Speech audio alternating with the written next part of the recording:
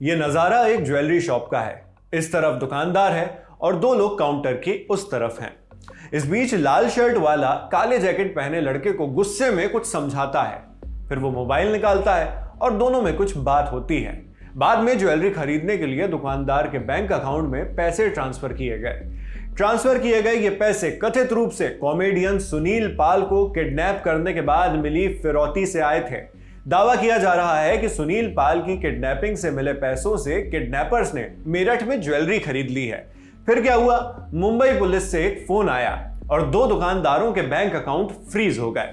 पूरी कहानी क्या है, पुलिस ने इस बारे में क्या कहा, दुकानदार इस बारे में क्या बता रहे हैं और केस का कथित डिजिटल अरेस्ट वाला क्या पहलू है, सारी बातें आपको सिलसिलेवार रूप से बताते हैं। सबसे पहले मामले का बैकग्राउंड संक्षेप में सुन लीजिए। 5 दिसंबर को यह खबर आई कि मशहूर कॉमेडियन सुनील पाल को किडनैप किया गया था। सुनील पाल ने कहा कि उन्हें अगवा करके किडनैपर्स ने उनसे फिरौती की रकम वसूली। सुनील पाल ने मुंबई पुलिस को बताया कि हरिद्वार से मेरठ के बीच उन्हें अगवा कर लिया गया था। हरिद्वार उत्तराखंड का जिला और मेरठ उत्तर प्रदेश का। इस दौरान उनकी आंखों पर पट्टी बांधकर उन्हें एक कमरे में रखा गया था। उन्हें छोड़ने के लिए उनसे 20 लाख रुपए की फिरौती मांगी गई। हालांकि आखिरकार उन्हें 7.5 लाख रुपए देने के बाद छोड़ दिया गया। घटना के बारे में सुनील ने बताया कि किडनैपर्स के चंगुल से छूटते ही वो गाजियाबाद पहुंचे और वहां से कश्मीरी गेट होते हुए एयरपोर्ट गए। कश्मीरी गेट दिल्ली एनसीआर का इलाका है। फिर वहां से वो अपने घर के लिए मुंबई रवाना हो गए। घर पहुंचने के बाद उन्होंने मुंबई पुलिस में इस केस की शिकायत दर्ज करवाई। इसी कहानी के पैरेलल यानी इसी कहानी के साथ साथ एक और कहानी चल रही थी। इसका प्लॉट भी उत्तर प्रदेश के जिले मेरठ का ही है। मेरठ में आकाश गंगा ज्वेलर्स और राधे लाल राम अवतार ज्वेलर्स नाम से ज्वेलरी की 2 दुकानें हैं। राधे लाल राम अवतार ज्वेलर्स के मालिक संजय सिंघल ने बताया कि 3 तारीख को उनकी दुकान पर 2 लोग आए थे जिन्होंने ज्वेलरी पसंद की और ज्वेलरी पसंद करने के बाद उन्होंने 10,000 रुपए एडवांस के तौर पर उन्हें दे दिए। फिर ग्राहकों ने दुकान की बैंक डिटेल मांगी और कहा कि आपके पैसे बैंक में ट्रांसफर हो जाएंगे। हुआ भी ऐसा ही। 4 अलग अलग किश्तों में दुकानदार के बैंक अकाउंट में कुल 2,30,000 रुपए आ गए। इस बैंक ट्रांसफर के स्क्रीनशॉट्स भी दुकानदार को भेज दिए गए। कहे मुताबिक वो शाम के 6 बजे दुकान पर ज्वेलरी लेने आ भी गए। उनकी ज्वेलरी की कुल कीमत लगभग 2,25,000 की थी। यानी उन्होंने एक्स्ट्रा पैसे ट्रांसफर कर दिए थे, तो उन्होंने वो एडवांस वाले 10,000 सहित एक्स्ट्रा पैसे भी दुकानदार से ले लिए। अब बारी आई बिल बनवाने की, तो बिल बना सुनील शंकर राव पाल के नाम से। दावा किया गया है कि खरीदारों ने दुकान पर इसी नाम का आधार कार्ड और पैन कार्ड दिखाया था, इसलिए दुकानदार ने भी सुनील शंकर राव पाल नाम से बिल बना दिया। बाकी बातें दुकानदार से ही सुन लीजिए। सर 3 तारीख को हमारी दुकान पर 2 लड़के आए थे। उन्होंने ज्वेलरी पसंद करी। ज्वेलरी पसंद करने के बाद उन्होंने एडवांस 10,000 रुपये दिए। उन्होंने हमसे हमारी बैंक डिटेल मांगी, क्योंकि हम बैंक ट्रांजैक्शन से ही काम करते हैं। उन्होंने बैंक डिटेल मांगी, बैंक डिटेल दे दी। उन्होंने कहा आपके पैसे अकाउंट में ट्रांसफ़र हो जाएंगे, उसके बाद हम सामान लेने आ जाएंगे। उसके बाद 4 अलग अलग अमाउंट पैसे हमारे अकाउंट में आए। उन्होंने फ़ोन करके हमें स्क्रीनशॉट भेज दिए। शाम को 6 बजे के आसपास वो हमसे सामान लेने आए। टोटल 2,30,000 रुपये हमारे अकाउंट में आए। 2,25,500 का उन्होंने सामान लिया। बाकी 4,500 रुपये और जो 10,000 रुपये उन्होंने एडवांस दिए वो हमसे वापस ले लिए। उस 2,25,500 का उन्होंने हमसे सामान लिया। हमने उनका बिल काट दिया। उन्होंने हमें ID सुनील शंकर राव पाल के नाम से पैन कार्ड और आधार कार्ड दिया। उससे ही हमने उनका बिल काट के उन्हें सामान दे दिया। ऐसा ही कुछ आकाश गंगा ज्वेलर्स के साथ भी हुआ। दोनों ज्वेलर्स को मिलाकर कुल 6 लाख के करीब की खरीदी हुई थी। अभी तक सब कुछ नॉर्मल लग रहा था। दुकान में ग्राहक आए, ज्वेलरी खरीदी, दस्तावेज दिखाकर बिल बनवाया और अकाउंट में पैसे डलवाकर चले गए। मगर मामला गड़बड़ाना शुरू हुआ रात के 8 बजे से। दुकानदार ने बताया कि लगभग 8 बजे उनके पास मुंबई पुलिस का फोन आया। पुलिस ने उन्हें बताया कि जो पैसे उनके अकाउंट में ट्रांसफर हुए हैं वो फिरौती के हैं, लेकिन यह नहीं बताया कि कौन से मामले के हैं। यहां दुकानदार के सामने दुविधा यह पड़ गई कि उन्हें लगने लगा कहीं उनका फर्जी डिजिटल अरेस्ट तो नहीं हो रहा है। उन्हें लगा कि हमें फर्जी डिजिटल अरेस्ट करने की कोशिश की जा रही है। इसके बारे में भी दुकानदार से आप सुनिए। उसके बाद रात करीब 8 सवा 8 बजे करीब बेटे के फ़ोन पे फ़ोन आया कि हम मुंबई पुलिस सांता क्रूज से बोल रहे हैं। आपके अकाउंट में जो आज पैसा ट्रांसफ़र हुआ है वो फिरौती का पैसा ट्रांसफ़र हुआ है। हमने कहा भी हमें क्या पता, हम तो दुकान पे सामान बेच रहे हैं। किसकी फिरौती का बताया उन्होंने? ये कुछ नहीं बताया उन्होंने। केवल उन्होंने इतनी बात कही, क्योंकि ज़्यादा बात करने का आजकल हिसाब किताब नहीं है, डिजिटल अरेस्ट, डिजिटल क्राइम इतने ज़्यादा चल रहे हैं। तो बेटे ने उनसे यही कहा कि जी हमने सामान बेचा और पैसे आए हैं। बोले जी आप हमें उनकी डिटेल दे दीजिए। तो उसके बाद हमने फ़ोन काट दिया। उसके बाद हमें ये लगा कि शायद ये डिजिटल क्राइम हो कुछ, तो हमने लाल कुर्ती थाने में संपर्क किया। लाल कुर्ती थाने में इंस्पेक्टर संतोष कुमार जी उस समय बेगमपुल पे थे। तो हम बेगमपुल गए, उनसे मुलाकात करी, उन्हें सारी बात बताई। उन्होंने कहा सही करा आपने, कुछ भी उन्हें डिटेल नहीं दी, क्योंकि आजकल रोज़ साइबर अरेस्ट हो रहे हैं। बोले आप कल मुझे एक एप्लीकेशन दे दीजिएगा, ये नंबर दे दीजिएगा, मैं इस नंबर को चेक कराऊंगा।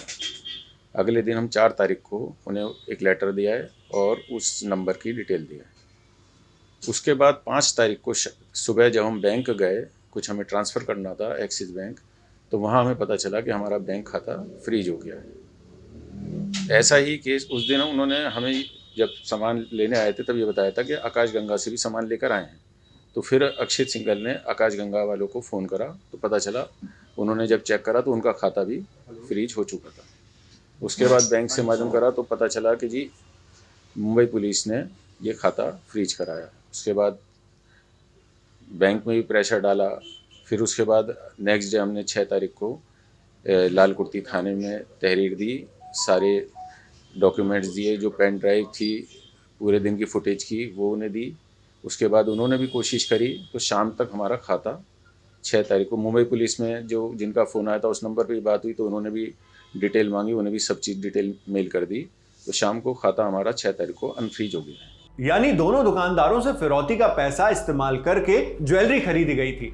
इसकी वजह से मुंबई पुलिस ने उनके बैंक अकाउंट भी फ्रीज कर दिए, यानी दुकानदारों के बैंक अकाउंट। फिर मेरठ पुलिस से संपर्क करने के बाद और मुंबई पुलिस को जरूरी जानकारी देने के बाद उनके खाते फिर से चालू हो पाए।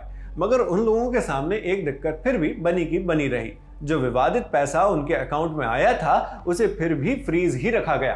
अब दुकानदारों का कहना है कि भाई सामान तो हमारी दुकान से चला गया, हमने तो सामान बेचने के ही पैसे लिए थे, मगर पैसे हो गए हैं फ्रीज, इससे हमारा क्या लेना देना। हमें या तो हमारा सामान लौटा दीजिए या फिर पैसों को फ्रीज मत कीजिए, क्योंकि इससे तो हमारा ही नुकसान हो रहा है। दुकान वालों का कहना है कि हमें बैंक के माध्यम से पैसे दिए गए, तो हमारे लिए तो कोई शक की गुंजाइश ही नहीं थी, क्योंकि ये तो सबसे भरोसेमंद तरीका है। फिर उन्होंने अपना आधार और पैन कार्ड भी तो दिया था। मामले पर मेरठ के सिटी एसपी आयुष विक्रम ने जानकारी दी है। कुछ दिन पहले 6 तारीख को थाना लाल कुर्ती को एक तहरीर दी गई थी 2 सुनारों द्वारा कि उनका अकाउंट मुंबई पुलिस द्वारा फ्रीज कर दिया गया है।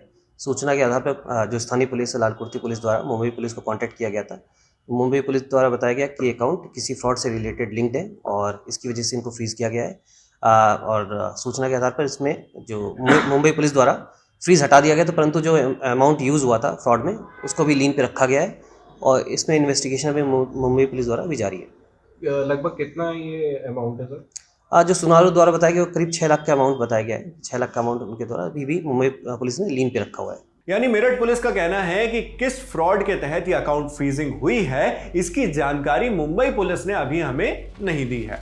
हालांकि इस मामले को कॉमेडियन सुनील पाल वाले मामले से जोड़कर देखा जा रहा है। इस बारे में मेरठ के एसएसपी डॉक्टर विपिन ताड़ा ने क्या कहा है, सुनते हैं। इसमें 2 ज्वेलर्स के यहाँ पर उनका शिकायत आया था कि उनका अकाउंट फ्रीज कर दिया गया है मुंबई पुलिस के द्वारा, जिस पर कि स्थानीय पुलिस द्वारा मुंबई संपर्क किया गया और उनका जो अकाउंट फ्रीज हुआ था वो पुनः खोल दिया गया था।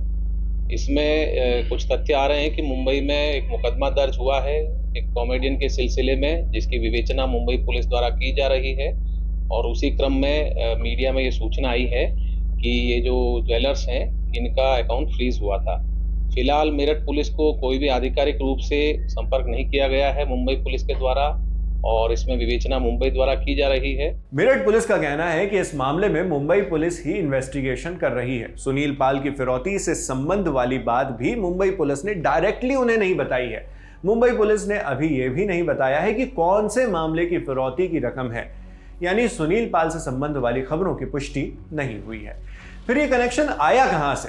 कनेक्शन आया है दोनों मामलों के कुछ कॉमन फैक्ट से। एक तो ये कि दोनों मामलों में जो रकम है वो मिलती जुलती है, 6-7 लाख की। दूसरी बात ये कि दोनों घटनाओं में यूपी के जिले मेरठ का जिक्र है, यानी सुनील पाल की किडनैपिंग में भी और इस ज्वेलरी शॉप वाली खबर में भी।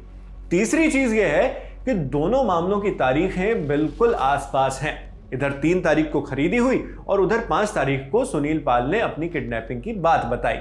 चौथी चीज जो बेइंतहा कॉमन है वो है बिल में लिखाया गया नाम। ज्वेलरी खरीदने वालों ने बिल में भी सुनील पाल के नाम से ही बनवाया है और इसके लिए वहां पर इसी नाम के पैन कार्ड और आधार कार्ड भी सौंपे गए हैं। खैर, इन कॉमन पैटर्न्स में कितनी सच्चाई है वो तो तब पता चलेगी जब मुंबई पुलिस साफ तौर पर बताएगी कि ये फिरौती वाला मामला आखिर कौन से केस से जुड़ा हुआ है। अभी तो इन्वेस्टिगेशन चल रही है और पुलिस ओपनली कुछ बता नहीं रही है। हाँ, मगर आगे भी इस मामले पर जो अपडेट्स आएंगे वो हम आप तक इसी तरह पहुंचाते रहेंगे। बाकी आपकी इस खबर पर क्या राय है हमें कमेंट बॉक्स में लिखकर जरूर बताएं। मेरा नाम है शेख नावेद, कैमरे पर मेरे साथी अमित, और जिन साथी ने इस वीडियो को एडिट किया है उनका नाम भी आप डिस्क्रिप्शन बॉक्स में देख सकते हैं। देखते रहिए दिल अल्लाह टॉक। शुक्रिया।